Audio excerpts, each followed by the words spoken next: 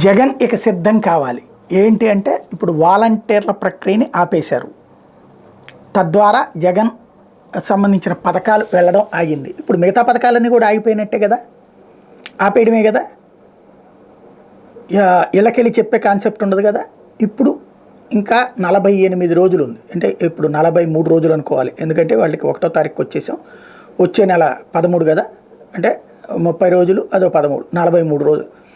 ఈ 43 రోజుల్లోపు ఇంకా బోలెడన్ని ఉంటాయి.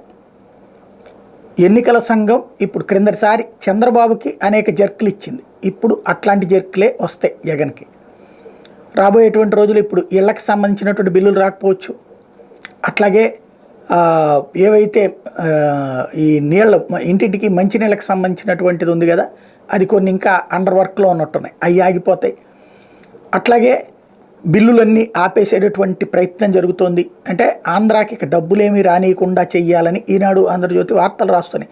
దానికి డబ్బులు ఎట్ట రిలీజ్ చేస్తారు, దీనికి డబ్బులు ఎట్ట రిలీజ్ చేస్తారు, తద్వారా 10 పైసలు డబ్బులు బయటికి రానియకుండా చేసే ప్రయత్నం జరుగుతోంది. మరి జగన్ తట్టుకోగలడా, దానికి ప్రిపేర్ అయ్యాడా, లేకపోతే ఆ దెబ్బకి విలవెల్లాడతాడా చూడాలి.